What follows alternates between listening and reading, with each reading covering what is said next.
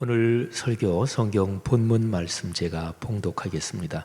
구약 성경 창세기 11장 8절부터 11절 그리고 건너뛰어서 26절부터 30절입니다. 거룩하신 하나님의 말씀입니다. 여호와께서 거기서 그들을 온 지면에 흩으셨으므로 그들이 그 도시를 건설하기를 그쳤더라. 그러므로 그 이름을 바벨이라 하니 이는 여호와께서 거기서 온 땅의 언어를 혼잡하게 하셨음이니라.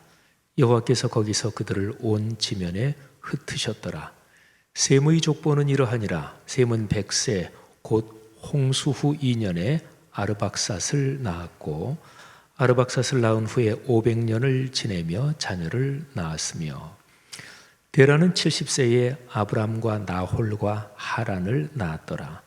데라의 족보는 이러하니라. 데라는 아브람과 나홀과 하란을 낳고 하란은 롯을 낳았으며 하란은 그 아비 데라보다 먼저 고향 갈대아인의 우르에서 죽었더라. 아브람과 나홀이 장가들었으니 아브람의 아내의 이름은 사레며 나홀의 아내의 이름은 밀가니 하란의 딸이요 하란은 밀가의 아버지이며 또 이스가의 아버지더라. 사레는 임신하지 못하므로 자식이 없었더라. 아멘. 창조 이래 사람의 삶에서는 인류 역사에서는 타락이 끊이지 않았습니다. 창세기 1장과 2장 창조 이야기가 나오는데 3장으로 넘어가면 바로 타락 이야기가 쭉 이어집니다.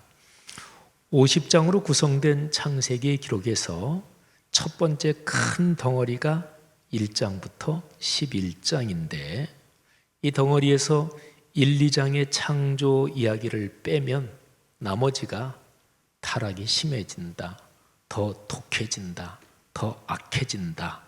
나머지가 전부 다 그런 내용입니다.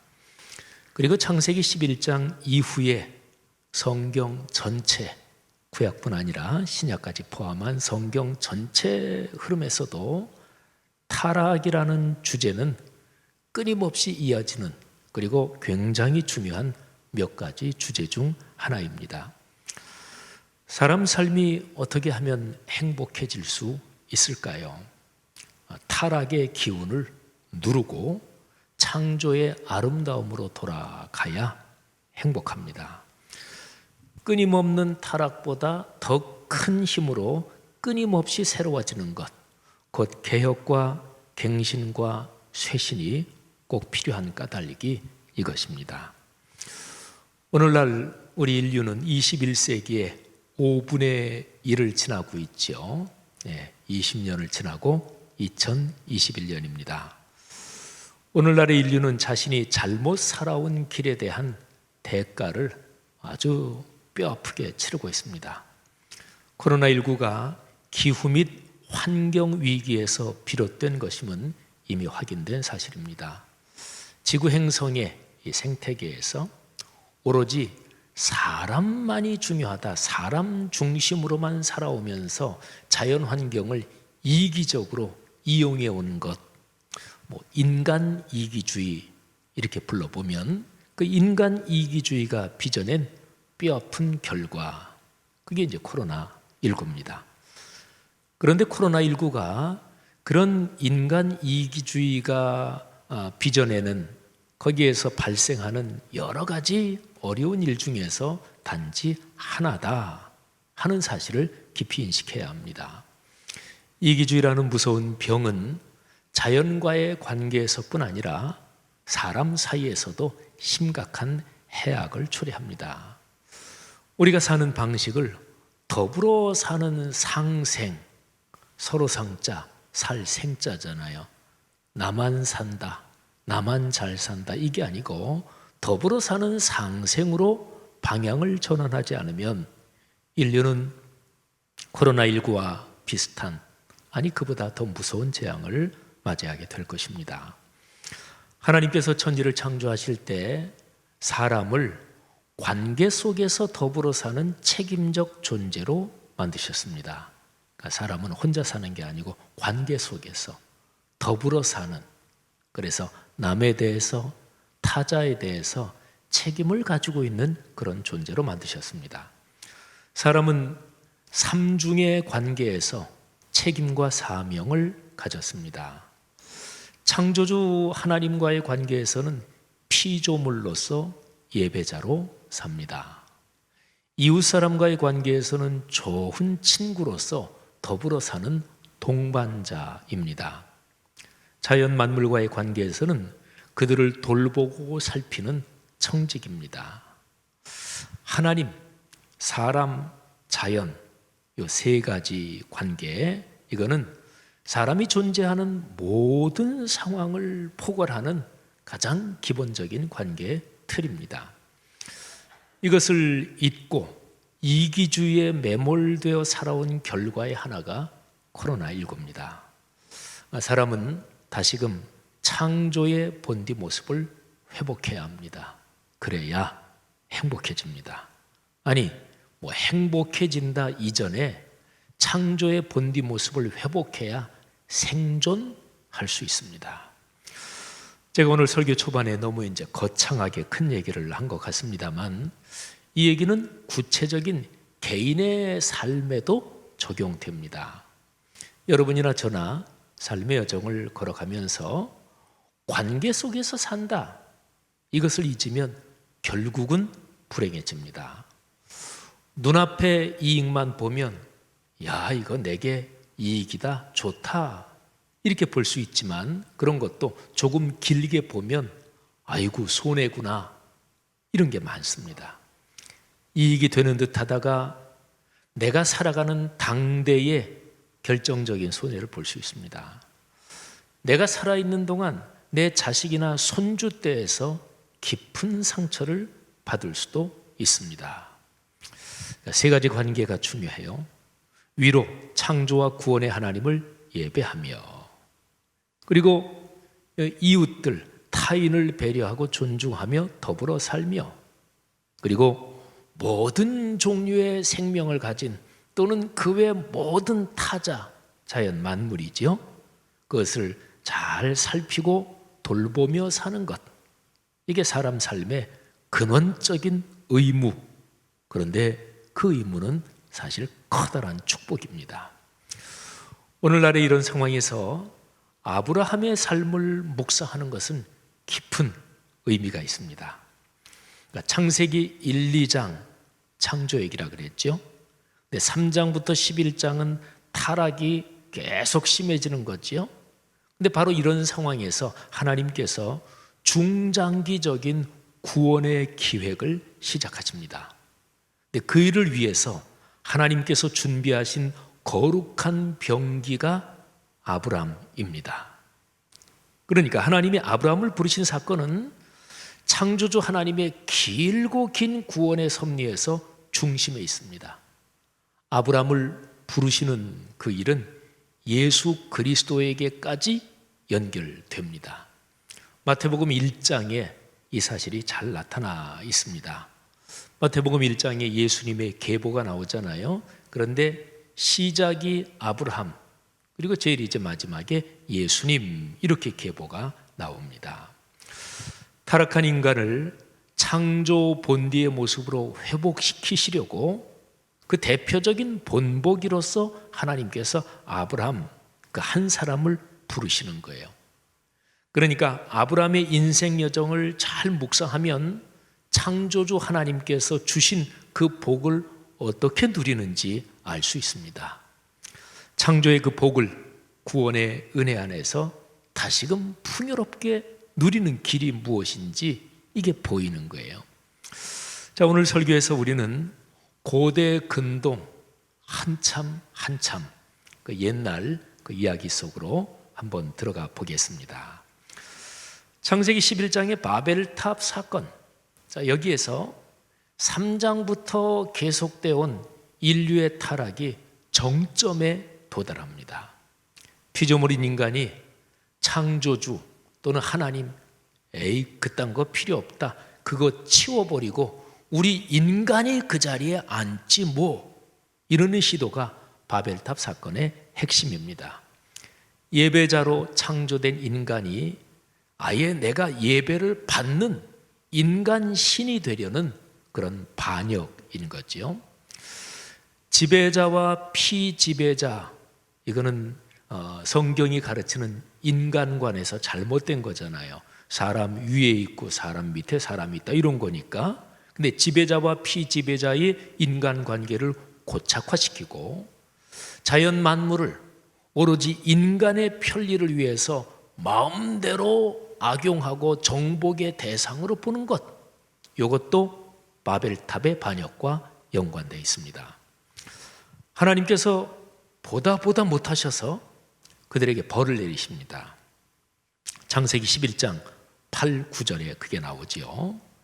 높은 탑과 탑을 하늘에 닿게 하자 이랬으니까 그 높은 탑과 도시, 이거는 인간의 교만과 반역에 관한 대표적인 상징으로 나타납니다. 신할 평지에서 일어난 일을 기록한 창세기 11장은 오늘날 세계적인 대도시들의 초고층 빌딩들, 또 그 삶의 양상, 그리고 최고 높은 빌딩을 지으려는 각국의 경쟁을 연상하게도 만듭니다. 자, 창세기 11장 8, 9절 말씀 한번 들어보십시오. 여호와께서 거기서 그들을 온 지면에 흩으셨으므로 그들이 그 도시를 건설하기를 그쳤더라. 그러므로 그 이름을 바벨이라 하니 이는 여호와께서 거기서 온 땅의 언어를 혼잡하게 하셨음이니라. 여호와께서 거기서 그들을 온 지면에 흩으셨더라. 아멘. 신할 평지의 인간 반역이 실패로 끝난 후에 바로 족보가 하나 나옵니다.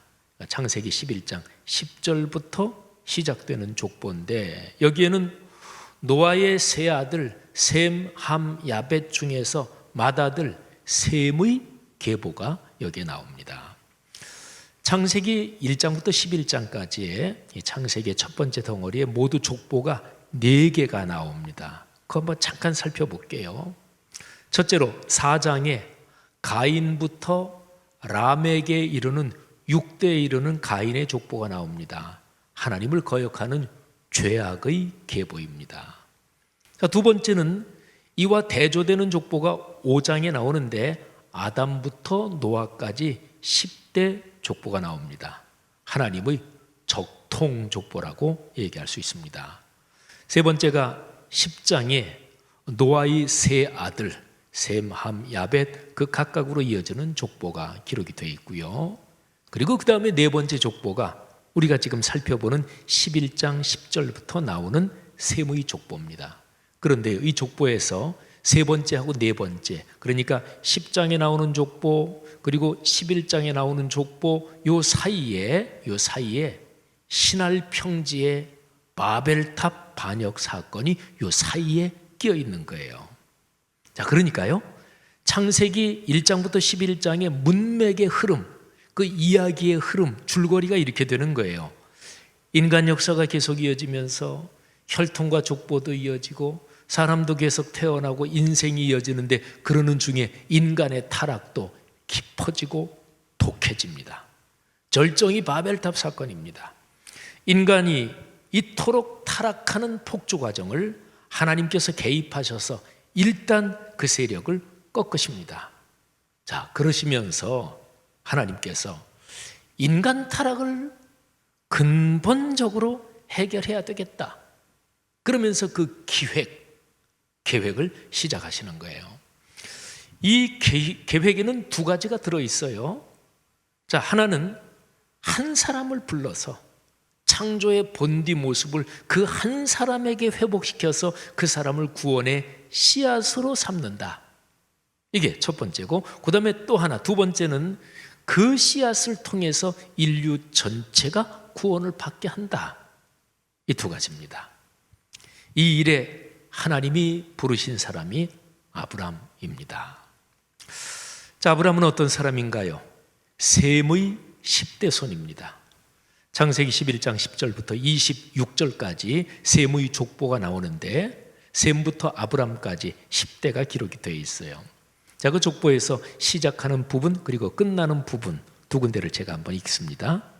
셈의 족보는 이러하니라. 셈은 100세 곧 홍수 후 2년에 아르박삿을 낳았고, 아르박삿을 낳은 후에 500년을 지내며 자녀를 낳았으며, 데라는 70세에 아브람과 나홀과 하란을 낳았더라. 아멘. 자, 아브람의 아버지가 데라죠. 이들의 고향이 갈대아 땅 우르입니다. 그러니까 아브람은 우르 사람, 그러니까 원래 고향이 아브람은 우르 사람이지요.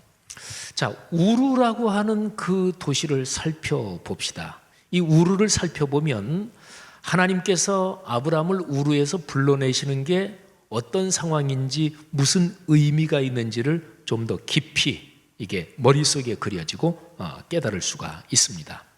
우르는 그 당시에 가장 크게 번창한 몇 개 도시 중에 하나였습니다. 우르는 유프라테스강, 티그리스강 두 강이 이렇게 서로 흐르는데 그 강의 하류가 쭉 있는데 그 두 강 사이에 있는 도시입니다. 이 지역이 수메르인이 형성한 고대 메소포타미아 문명의 중심지입니다. 메소포타미아 이 단어 자체가 강 사이의 땅이라는 뜻입니다. 성서 고고학자들은 우르가 있는 그 근처 지역 부근에 에덴 동산이 있었을 것으로 추정하기도 합니다. 우르는 현재 이라크의 수도 바그다드에서 남쪽으로 한 350km 정도 떨어진 곳입니다. 그러니까 서울부터 대구 정도 거리지요. 아브라함이 살던 시대의 우르, 근데 우르는 제3왕조 시대에 가장 전성기에 이르렀습니다. 주전 2500년부터 1950년. 아브라함은 삼왕조 시대가 거의 끝날 한 그즈음에 살았을 사람으로 짐작이 됩니다. 당시 세계에서 가장 화려하게 발달한 도시가 우르입니다. 농업, 공업, 상업의 중심지였고 그리고 메소포타미아 문명의 중심 도시 중 하나였습니다. 인류의 4대 문명 그렇게 얘기하죠. 그럴 때 인도의 인더스강에서 발달한 인더스 문명, 중국 황하 문명, 그리고 이집트의 나일 문명, 그죠? 그리고 이제 메소포타미아 문명인데 이 네 개 중에서 메소포타미아 문명이 제일 일찍입니다. 그러니까 인류 최초의 문명의 발상이 메소포타미아 문명이죠. 우르의 대표적인 유적이 유네스코 지정 문화재로 지정된 지구라트라는 유적이 오늘날도 가면 볼 수 있죠. 큰 이런 넓은 건축물 위로 쭉 올라 쌓은, 지금은 그 하단부만 있습니다만, 근데 이 지구라트가 달의 신을, 달신을 섬기는 건축물입니다. 그리고 지구라트 근처에 아브라함의 집터라고 추정하기도 하는 그런 곳이 있기도 해요. 워낙 옛날이니까 그거는 거의 그냥 상상에 불과하지만 어쨌든 그렇게 사람들이 여기가 아브라함의 집터였을 것이다 이런 얘기도 해요. 수메르인들은 자신들을 검은 머리의 사람들 이렇게 불렀어요. 그러니까 수메르인들은 사실은 수메르 언어가 인류 최초의 언어인데 언어학자들은 그 언어 형태를 교착 언어 이렇게 얘기를 해요. 그게 우랄 알타이어 계통에서 우리나라 언어도 그 계통에 있지요. 어쨌든 이 수메르 사람들이 이 만든 메소포타미아 문명은 이집트 나일강 문명의 발생에도 영향을 주었습니다. 그리고 수메르 요 말하고 그리고 노아의 세 아들 중에서 요 셈하고 수메르 요거는 어원이 같다고 그렇게 보지요. 자, 어쨌든요. 우르라는 그 대도시는 달의 신을 섬기는 중심지였습니다. 달신이 부부가 있고 그리고 딸도 있어요. 남신 난나, 여신 닌갈, 그리고 그 딸이 이난나. 신전이 발굴돼서 유적으로 확인되기도 하죠. 아브라함의 가문도 달의 신을 숭배했을 테고요. 그리고 전해지는 얘기에 따르면 아브라함의 아버지 데라가 이런 신의 우상 또는 장신구들을 제조하고 판매했다고 합니다. 당시 우르에 살고 있던 사람들의 경제적인 상황이 전체적으로 부유했어요. 그 당시 고대 근동지방에서 경제, 교육, 과학기술 등등이 가장 발달한 도시니까 전체가 굉장히 경제적으로 부유했고 데라의 가문도 풍요로운 삶을 누렸을 것입니다. 자, 이런 데라에게 세 아들이 있었습니다. 장남 아브람, 두 동생 나홀, 하란. 막내 하란은 롯, 그리고 두 딸을 낳고 먼저 세상을 떠납니다. 그리고 아브라함이 장가들어 맞이한 부인이 사레지요. 근데 이 내외에게는 자식이 생기지 않았습니다. 동생 나홀도 장가를 들었습니다. 자, 바로 이런 상황에서 하나님께서 아브라함을 그 부유한 도시 우르에서 불러내십니다. 자, 우리가 좀 깊이 묵상할 구절이 창세기 11장 31절이에요. 한번 들어보시죠. 데라가 그 아들 아브람과 하란의 아들인 그의 손자 롯과 그의 며느리 아브람의 아내 사레를 데리고 갈대아인의 우르를 떠나 가나안 땅으로 가고자 하더니 하란에 이르러 거기 거류하였으며. 아멘. 자, 이 구절을 좀 깊이 들여다보겠습니다. 제가 읽어드린 이 구절 자체에는 하나님께서 아브람을 불러내셨다 이런 언급은 없습니다. 아브람의 아버지 데라가 큰아들 레웨 그리고 일찍 아버지를 잃어버린 불쌍한 손주 롯을 데리고 떠난 걸로 나옵니다. 그러니까 아브람이 부름을 받았다 이게 아니고 아버지 데라가 그냥 자식하고 손주 데리고 떠났다 이렇게 기록이 되어 있죠.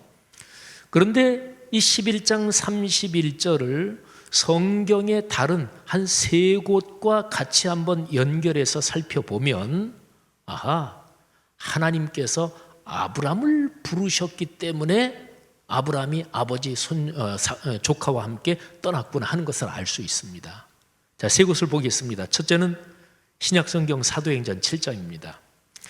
스데반 집사님이 최초의 순교자지요. 그런데 스데반 집사님이 산헤드린 공회 거기에서 신문을 받을 때 마지막 변론을 하는 장면이 사도행전 7장에 나옵니다. 스데반 집사님은 자기 조상 시초인 아브람부터 시작되는 이스라엘 민족의 역사를 회고합니다. 그런데 그 중에 아브람이 우르에서 떠나는 내용을 말해요. 자, 사도행전 7장 2절부터 4절을 들어보십시오. 스데반이 이르되 여러분 부형들이여 들으소서. 우리 조상 아브라함이 하란에 있기 전 메소포타미아에 있을 때에, 이건 바로 갈대아인의 땅 우르를 말해요. 메소포타미아에 있을 때에 영광의 하나님이 그에게 아브라함에게 보여 이르시되 내 고향과 친척을 떠나 내가 내게 보일 땅으로 가라 하시니 아브라함이 갈대아 사람의 땅을 떠나 하란에 거하다가 그의 아버지가 죽음에 하나님이 그를 거기서 너희 지금 사는 이 땅으로 옮기셨느니라. 아멘. 그러니까 아브라함이 메소포타미아 갈대아 우르에 있을 때 하나님이 그를 부르셨다. 그래서 하란을 거쳐서 지금 가나안 땅으로 왔다. 이런 얘기죠. 그런데 스데반 집사님이 한 얘기 중에 아주 중요한 표현이 있습니다. 고향과 친척과 아버지의 집을 떠나 내가 내게 보여줄 땅으로 가라. 요 표현입니다. 그런데 이 표현은 우리가 두 번째로 살펴볼 구절 창세기 12장 1절에 나와요. 창세기 12장 1절에서 하나님이 아브라함을 너 가나안 땅으로 가야지 하시면서 그 말씀을 하세요. 고향과 친척과 아버지 집을 떠나. 근데 창세기 12장 1절은 아브라함이 중간에 하란에서 살고 있을 그때 하나님이 부르신 장면이에요.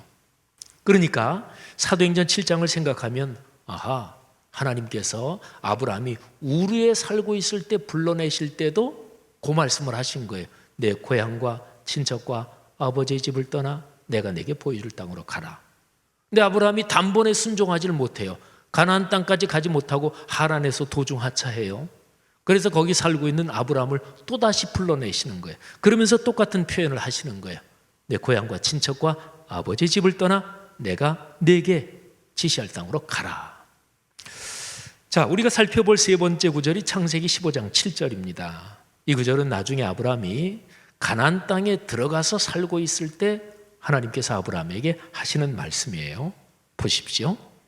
하나님께서 또 그에게 아브라함에게 이르시되 나는 이 땅을 내게 주어 소유를 삼게 하려고 너를 갈대아인의 우르에서 이끌어낸 여호와니라. 아멘. 자, 보세요.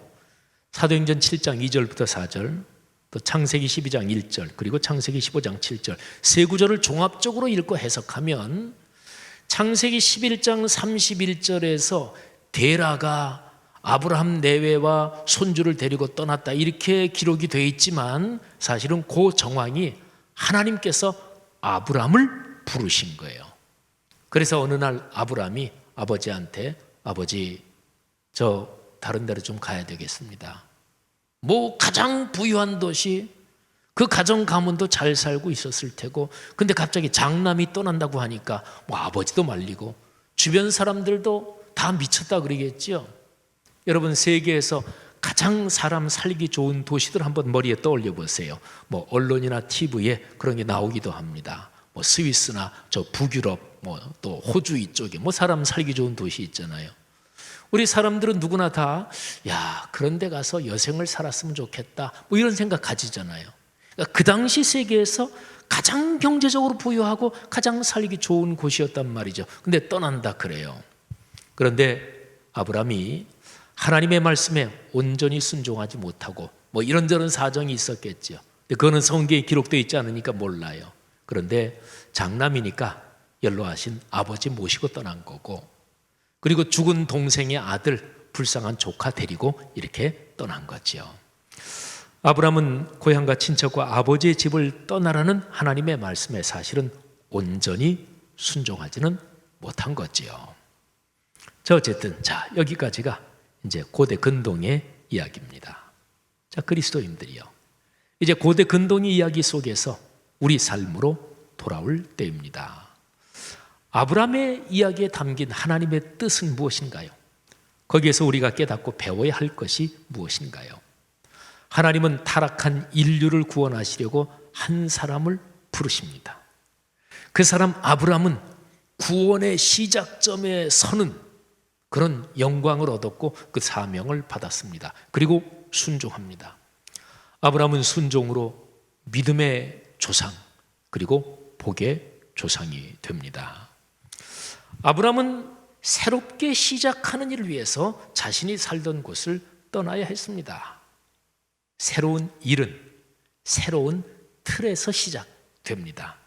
그러니까 달신을 섬기는 또 그때까지 인류가 타락해온 그 한가운데 살면서 새 일이 시작될 수가 없는 거예요. 그래서 하나님께서 거기서 아브라함을 불러내셔서 가나안 땅 우르하고 비교하면 말도 안 되는 산골 시골이에요.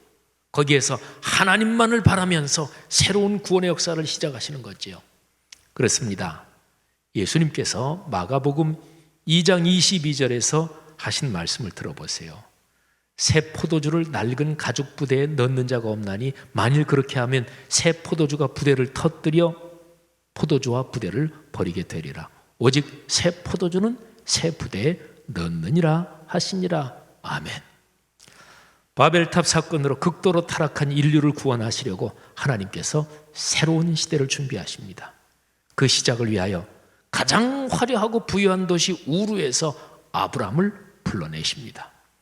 하나님께서 창조하실 때에 그 아름다운 사람됨을 회복하시려고 기나긴 구원의 여정을 이제 시작하십니다.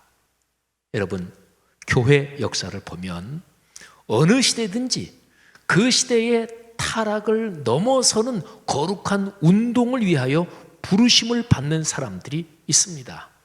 아브라함 같은 사람들이지요.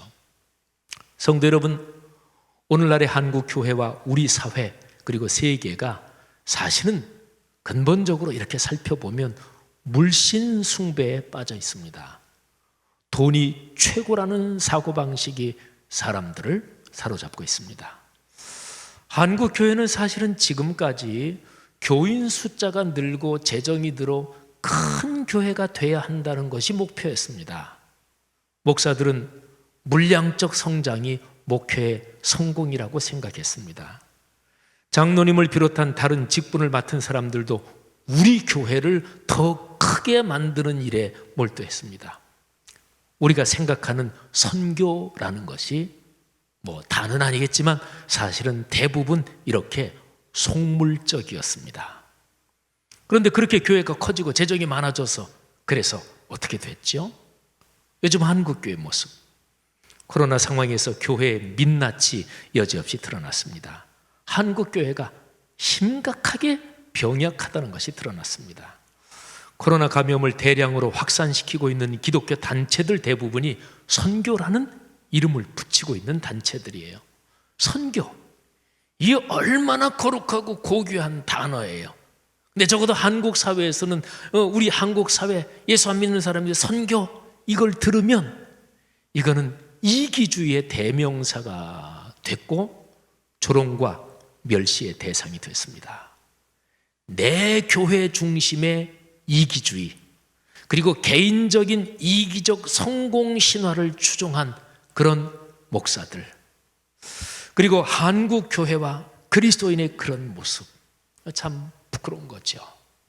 최근에 설문조사에 의하면 오늘날 한국 사회에서 70% 거의 80% 되는 사람들이 교회라면 지긋지긋하다. 이게 현재의 상황이에요. 여러분, 우리는 다시금 돌이켜야 합니다. 성경의 가르침으로 돌아가야 합니다. 하나님께서 우르에서 아브라함을 불러내셔서 긴 여정으로 새로운 시대를 시작하셨습니다. 우리 한국 교회도 그렇게 적어도 한 10여 년은 다른 거 뭐 신경 쓰지 말고 하나님의 말씀을 묵상하며 그 말씀에 따라서 그리스도인이 변하고 교회가 변하도록 주님의 음성에 귀를 기울여야 합니다. 이런 시대 상황에서 하나님의 부르심을 들을 사람이 누구입니까? 거룩한 말씀을 따라 삶의 헌신을 감행하는 아브라함과 같은 사람이 누구입니까? 비록 한 번에 온전히 순종하지는 못해도 말씀을 듣고 자신을 드리겠다고 고백할 사람이 누구입니까? 그 사람이 여러분이기를 바랍니다. 여러분의 자녀이기를 바랍니다. 말씀삼 공동체의 성도들과 가정, 가문, 그리고 한국교회 그리스도인 모두가 그러한 부르심에 순종해서 아브라함처럼 믿음의 조상이 되기를, 그리고 복의 조상이 되기를 주님의 이름으로 축복합니다. 우리 들은 말씀을 찬양으로 하나님 앞에 고백하며 결단하십시다. 380장 나의 생명 되신 주, 주님 앞에 나아갑니다. 날마다 주를 찬송하겠네. 주님께서 부르신 길이 생명의 길입니다. 그 길이 복의 길입니다. 우리 확신하며 찬양하겠습니다. 나의 생명 되신 주, 주님 앞에 나아갑니다. 주의 흘린 보혈로 정결하사 받아주소서.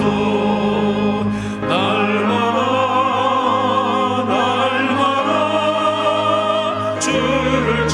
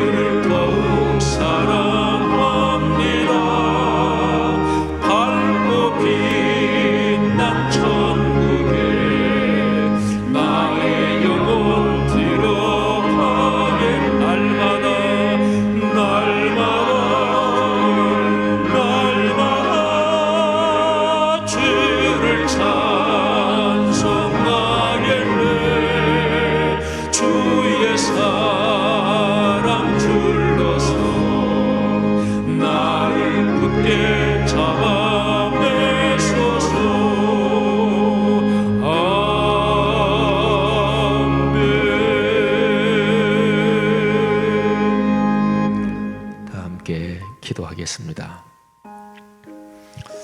아브라함이 우르를 떠날 때 부모가 반대했을 것이고 주변 사람도 정신 나간 짓이라고 했을 것입니다. 그러나 결국 아브라함이 주님의 음성을 따라서 간 그 길이 생명의 길이었습니다. 아브라함은 날마다 믿음을 새롭게 하며 비록 단번에 순종하지 못했지만 하나님께서 말씀을 주시고 가르침을 주실 때마다 다시금 순종하고 다시금 결단하며 날마다 주님의 소명의 줄을 잡고 걸었습니다. 그리스도인 여러분들이요, 그리스도인은 예수 그리스도의 십자가에서 나타난 하나님의 그 사랑줄을 꼭 붙잡고 날마다 걷는 것입니다. 이 길이 생명의 길입니다. 여기에 예배 드리시는 여러분들, 인생 여정 끝날 때까지 복을 누리는 길이고 여러분의 아들, 딸, 그리고 손녀, 손주, 여러분의 후손이 복을 누리는 길입니다. 오 주님, 이 길에 순종으로 걸어가겠습니다. 또 내 자녀, 손주, 후손들이 이 길을 걷는 가문이 되기를 원합니다. 한국교회가 다시 한번 거룩한 말씀으로 돌아가게 하시고 오로지 말씀을 붙잡고 주님의 뜻을 겸허한 마음으로 묵상하게 하옵소서. 이런저런 세속적인 그런 걸로 자신을 정당화하지 않게 하옵소서. 코로나19로 한국교회가 모여서 하는 활동을 못하게 된 이 즈음에 우리가 자신을 성찰할 기회를 갖는 거예요. 지금 사회 여론이 이보다 더 어떻게 나빠지겠어요. 우리 사회에 있는 사람이 교회라면 지긋지긋하대요. 이제는 선교라는 단어가 한국 사회에서는 아주 이기적인 그런 단어로 이미 낙인이 찍혀버렸어요. 이 상황에서 우리가 다시 한번 하나님 앞에 회개하며 진정한 선교가 무엇인지, 전도 도대체 왜 하는 건지, 목사들이 전도를 얘기하면 그러면 자기 큰 교회 목사 돼서 자기 성공한 목사 되려고. 저도 목사로 살아갔지만 목사들이 이런 부끄러움을 정직하게 하나님 앞에 회개해야 합니다. 목사가 세속적인 성공을 바라는 자리가 아니잖아요. 그런데 사실 우리는 다 알아요. 장로님, 집사님, 권사님 자제분 중에서 자녀가 목회자인 그런 가정들 많잖아요. 그런데 장로님, 권사님, 집사님들도 내 아들, 딸, 목사 사역하는 사람들 다 세속적으로 성공하기를 바라요. 우리는 너나 할 것 없이 잘못했습니다. 하나님 용서해 주옵소서. 주님의 일을 성공하는 도구로 봤습니다. 자신의 세속적인 성공을 위한 도구로 봤습니다. 사실은 이게 어찌 목사 장로만의 문제겠습니까? 사회에서 어떤 직종을 갖고 있든지 그 직종에서 하나님의 영광을 위하여 사는 게 그리스도인의 마땅한 길일 텐데, 그러지 못하고 무슨 직업을 가지든지 나 잘 살고 잘 먹자는 세상 사람들처럼 똑같이 살아온 우리들 아니었습니까?